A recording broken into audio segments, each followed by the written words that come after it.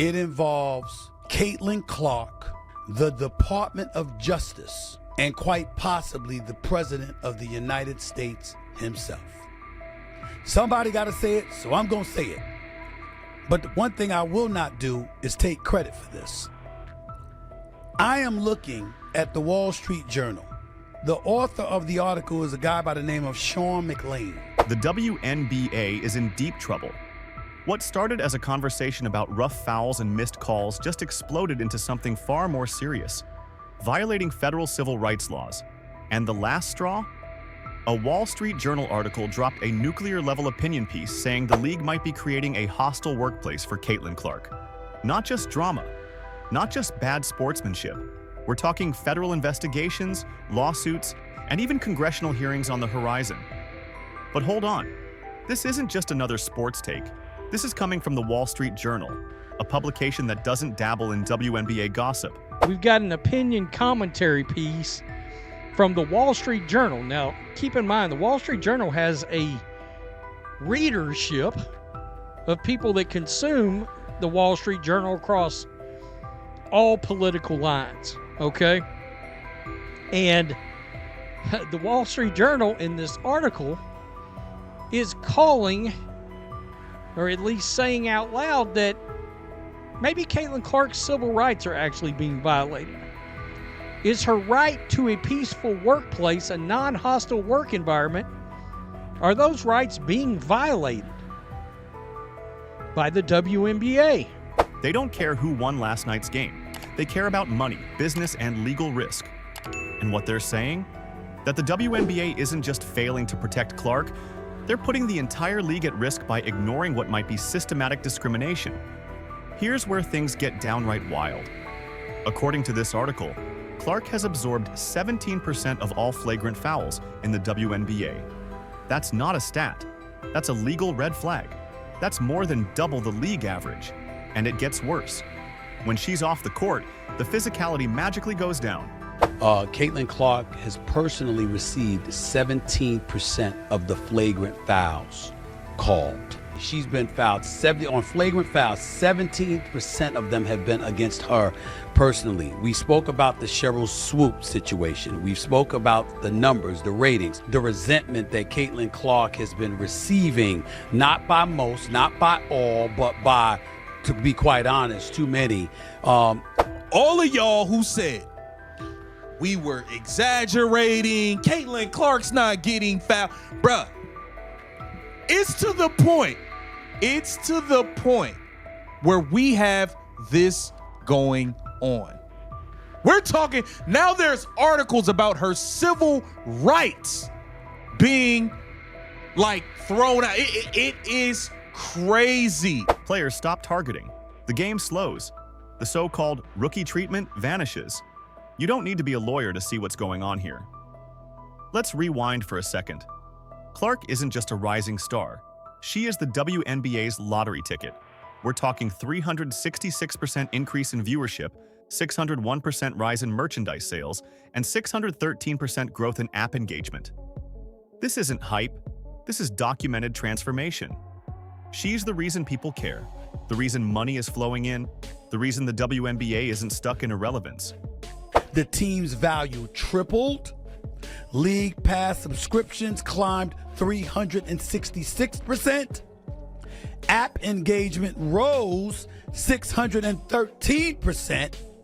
And her endorsements topped $11 million. She's the economic engine driving the league forward. I could be in that I told you so mode. I really, really could. But I ain't gonna do that. And how does the league repay her? With targeting, dangerous fouls, and silence. No suspensions, no real punishments, just play through it. Meanwhile, Clark's been injured badly enough to miss 10 games. And yes, she also missed the All-Star game, which saw a 55% drop in ratings. That's not a coincidence. That's negligence. Ms. Clark herself noted, quote, "Everybody is physical with me. They get away with things others don't. 3 injuries have sidelined her for 10 games and the All-Star game. Ratings plummeted 55%. It goes on to talk about the fact that Asia Wilson said that these kind of things, she said that race is, quote, a huge thing, and it boils my blood when people say it's not about race, because it is. Under civil rights law, race-motivated patterns trigger scrutiny even without explicit discriminatory intent. And just when you think it couldn't get worse, the article directly compares Clark's treatment to legal cases like Harris versus Forklift Systems, a 1993 case that defined what a hostile work environment looks like under civil rights law. The bar isn't whether someone intended to harm her. The bar is whether the environment is severe and pervasive enough to alter her working conditions. And based on flagrant foul stats, injury time, and player quotes, that bar's been cleared, and we haven't even gotten to the receipts. From missed suspensions to cold shoulders from team owners, this story has all the makings of a full-blown legal disaster for the league. Now here's where things take a dangerous turn. Because this isn't just about fouls or stats anymore, it's about civil rights, and the league might have already crossed a line that Congress and federal agencies can't ignore.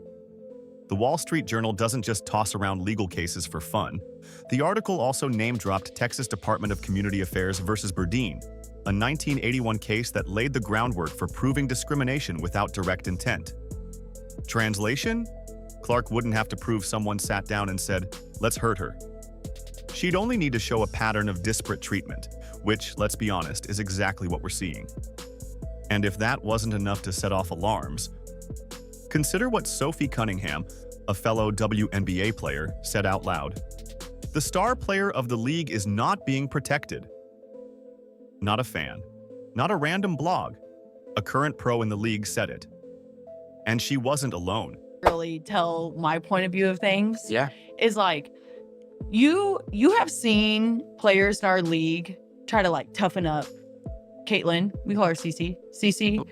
For even when I wasn't on her team, like I know the talks that Phoenix had in the locker room of like, no, we're gonna prove her, we're gonna show her what the W really is. You know what I mean? And like, I get it to a certain extent. And like every rookie coming into the league, that's how you're gonna treat them. But Right. there's just more for her. So it's her second year.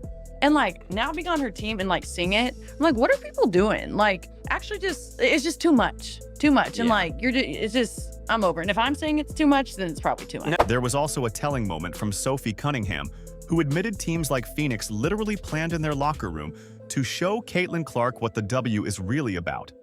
They treated her like an enemy, not a player. Even teammates are saying it's too much. And if her own locker room sees it, you better believe federal investigators will too. But let's talk about the money, because it always leads to motive. When Clark plays, the WNBA cashes in. Viewership spikes, merch sells out, fans engage.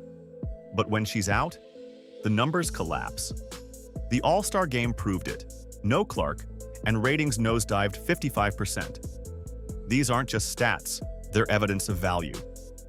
Real legal cases have been built on lost income tied to discriminatory harm, and Clark's absence is proving just that. Meanwhile, the league pretends everything's normal. Commissioner Kathy Engelbert hasn't made a serious public statement defending her. Adam Silver, the NBA boss, has barely whispered her name. And yet the biggest financial driver in WNBA history is getting slammed to the ground while they both smile for cameras. And guess who's paying attention now? Senator Jim Banks. He already fired off a letter to Kathy Engelbert demanding answers about Clark's treatment. And once Congress starts sniffing around your workplace, you've got problems no PR team can spin away. The article even calls for public hearings, with WNBA and NBA leadership being forced to testify about why their biggest asset is being left vulnerable. Senator Jim Banks, in a 2024 letter to WNBA Commissioner Kathy Engelbert, demanded answers on Clark's treatment.